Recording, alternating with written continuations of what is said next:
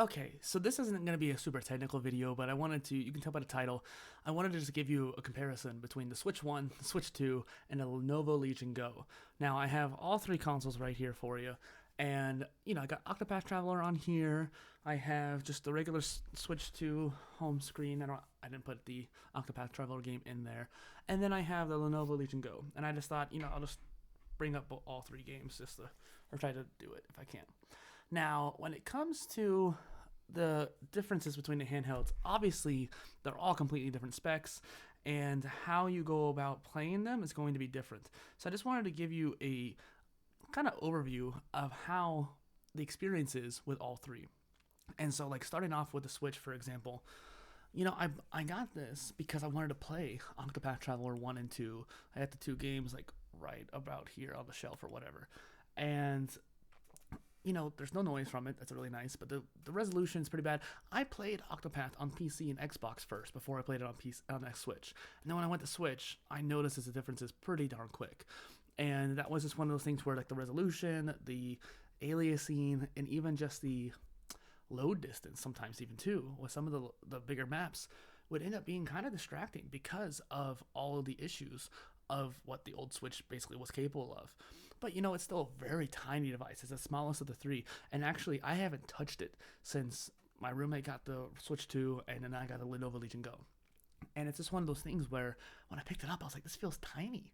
Like, I was going to probably sell it at some point because I don't need it anymore. The only reason why I got it is for Octopath. All the other games I want to play, I'll just play on Switch 2. And I wanted to have something to take with me on trips. But now I have the Richway Pocket 4 Pro and the Lenovo Legion Go, and so I have no need for it. But then I realized, this is still a pretty good device. I might keep this around just for simplicity's sake. And then you get to, like, the Switch 2. And the ergonomics are just so much better than the original. The screen is 10 times better than the original, and then it's also essentially equivalent to a PS4 quality when it comes to most experiences. Granted, there's not that many that take advantage of the powers of the console, but even just like the detachment of the controllers, right? Where is it? They're super quick and easy, super quick and attached. And then you go back to the original Switch, and you have to, like, find that button, slide it out, and even that is a hell of a lot smoother than this experience. You have to see. Oh, I don't even know what opened up there. You have to, like, pop it out, and you have to go down instead of up. And it's one of those things where it can be a little bit finicky at times. And I've noticed, I've only done it like once, but I noticed people on reviews talked about pushing the power button whenever they're trying to take off the controller. But out of the three, let's get to this one. This one has the most robust kickstand, which is a big deal, actually. And then when you take off the controllers and then use them, it is one of those things where this is one of those situations where all three consoles, the Switch 1, the Switch 2, and the Lenovo Legion Go, have detachable controllers. And I'm telling you, playing with, like, two controllers like this has been a dream of mine for a decade. Seriously, I wanted to be able to have this experience with the Xbox 360 back in the day. And essentially, there was I think it's called Mad Cats. No, it wasn't Mad Cats. Mad Genius Controllers is what it was. And it was like a Kickstarter project by some guy in Florida where they basically had a not LiDAR, but, like, it was like a sound audio detection system where they used, like, sound waves to see it, and, like, infrared waves too. And they had a motion control, and they were playing, like, Skyrim on Xbox 360 with, like, motion controls like the Wii, but even more accurate. And while I think there's only, like, tiny accelerometers in here, it's not that accurate. I wish I had brought out my other controllers. Actually, you know what? I'm gonna show you.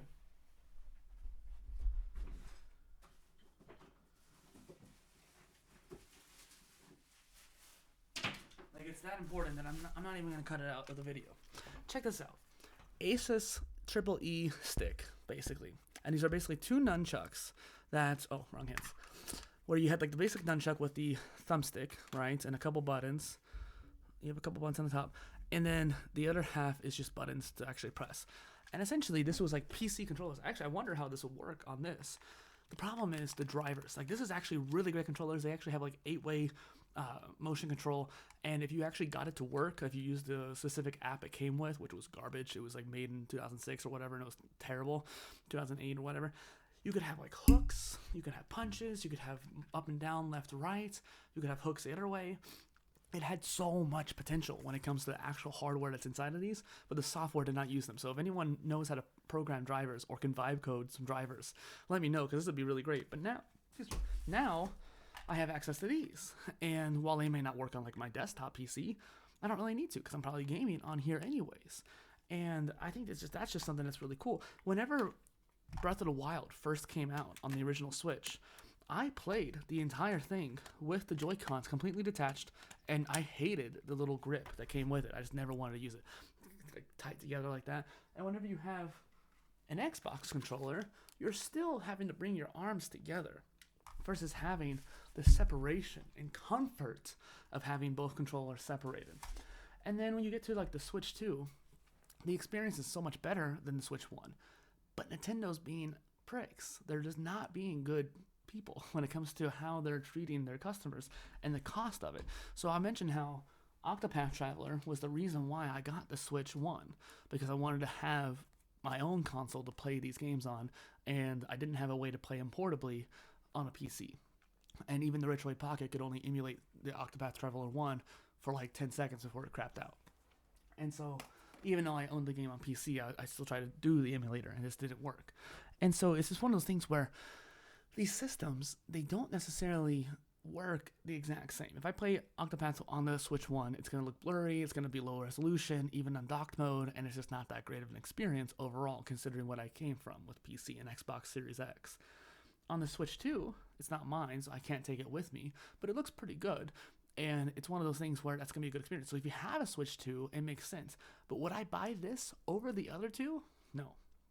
And I think that's why this video is so important. A lot of people have not compared these three devices, especially from the same point of view. A lot of people have bought, I think there's a few videos out there maybe comparing these three devices, but they're also probably comparing other devices in this category, such as the ROG or the Steam Deck. But when it comes to this gaming handheld of a PC, let me just get rid of this window here. You can see all the games I have already installed on there. And I mean, from like Horizon Zero Dawn, Octopath Traveler, Sea of Stars, Ori and the Will of the Wisps, Diablo, Fallout, Skyrim, BioShock. Not all of those games are on these consoles. Now, granted, Switch has expanded their library quite a bit, but playing Skyrim on the Switch, even Switch 2, is not the same as playing it on a PC. Playing it with mods is already a hell of a difference. There is actually one mod that I can't even really play Skyrim without anymore, and that's Footprints in the Snow. Something so trivial, but it makes a huge difference in the immersion and world building, and just like, because you're playing in snow a lot in Skyrim, and when you look down and you don't see the footprints, there's that disconnect, and it really throws me off. For some reason, it really bugs me. And then Alternate Start is another mod. I have seen this Skyrim intro 1,000 times, just like everyone else. And I was even thinking about playing Skyrim again the other day. I loaded it up, but I don't want to go through that whole slog of an intro again. And I didn't have Nexus Mod Manager, or Vortex, whatever it's called now, installed. So I went ahead and installed it. So when I'm ready to play Skyrim or Fallout, I tried playing Fallout 4 the other day, but when I end up getting into these games, I'm going to want to play them with mods. I finally played Fallout 4 for the first time fully through on Xbox Series X, and so I didn't really play it with mods. And even though technically Xbox and PlayStation can do mods, it's only like 10% of the mods that are available online. And there's a lot of mods that I wanted that you couldn't get on the consoles. And so I had been waiting to play these games until I could play them on PC. And while I could play them at my desk, I just probably won't. And the fact that there's the convenience factor of a Switch, but the power of playing these games. I mean, granted, Fallout 4 did lag a little bit, but I'm not sure if I had changed the profile enough, or if I need to turn down the settings enough, or something like that. Presumably like the grass loading thing or something like that. I didn't optimize it really at all. And so it was playable, but it was kind of like jumpy at some points. But it should be able to play Fallout 4 just fine. And even Skyrim, which is older.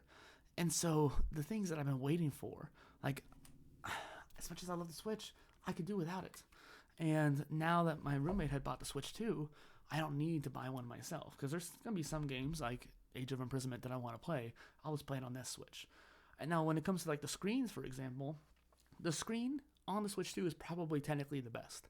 But the screen on the Lenovo Legion Go has been immensely impressive. I'm actually kind of like surprised by just how much I've enjoyed the vibrancy and the details, even though it's not an OLED. And then you go back to the Switch 1, you're like, oh, this is kind of janky. It was janky when it came out, and that was 8 years ago.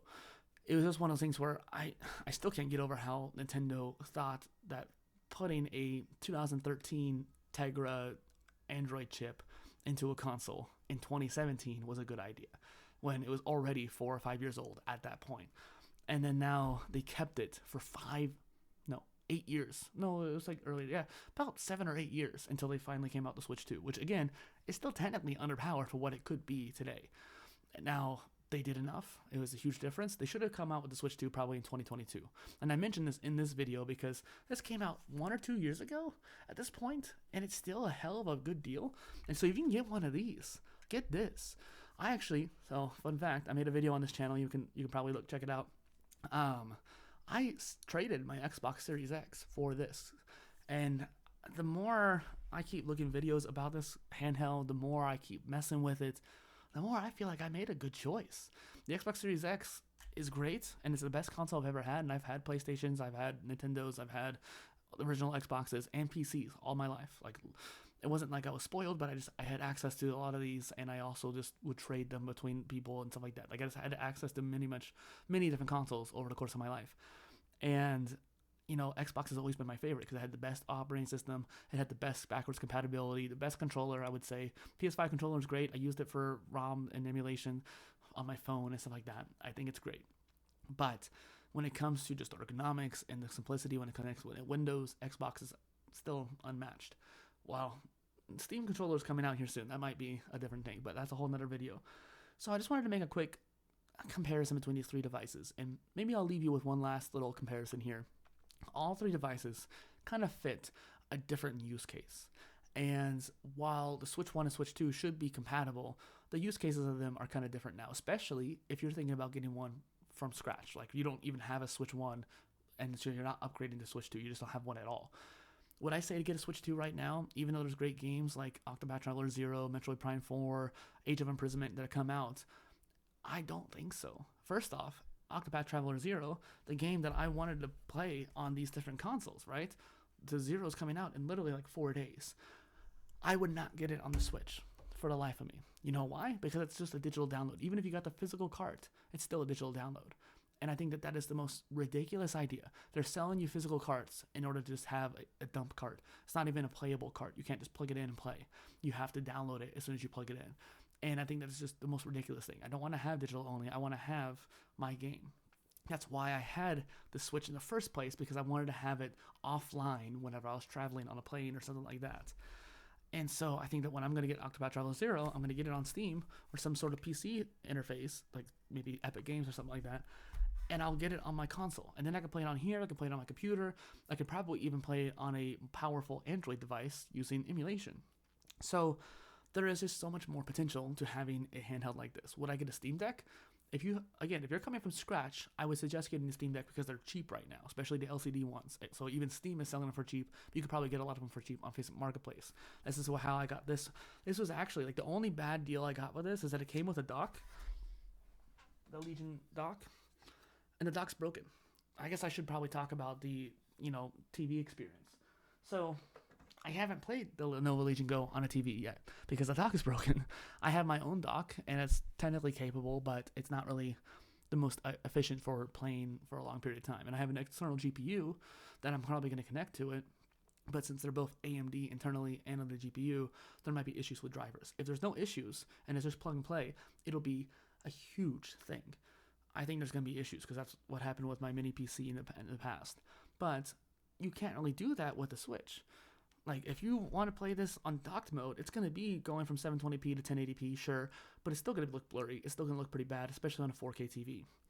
If you play a game on the Switch 2 and try to plug it into the dock, that's great, but you're limited to only the Switch dock. You can't actually use any other dock like you could with the Switch 1.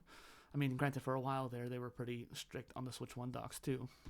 But currently, as of right now, if you plug any other dock to the Switch 2, it's not going to work, or even worse, it could actually get your account in trouble, which is ridiculous. And there's also not enough games that take advantage of the Switch 2's full capabilities. Even the Zelda games barely scratch the surface of what it can actually do. And that was probably the most optimized for this new console. And so, really, the Switches don't really matter if you put them in dock mode. Granted, it's very convenient. You're playing on the couch. Someone wants to use the TV. you can take it off the dock and put it in, or vice versa. Like, okay, they leave, now you can put it back on the TV and see it. And again, like I said, I like the Joy-Cons. I like having separate placement. I'd rather play the Switch version so I can play with Joy-Cons than playing with this, purely for the comfort of having split controllers. But the Lenovo Legion Go has way more power than either one of these devices on its own, let alone it can actually connect to an external GPU.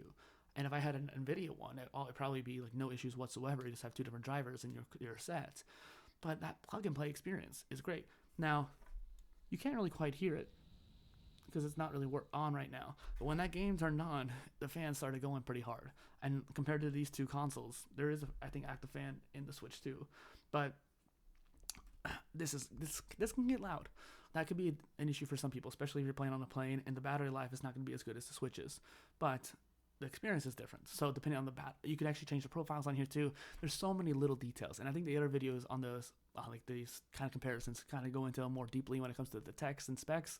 But if you have any comments or ideas for me to compare in the future, like maybe I could load up the same game in all three, I could show you.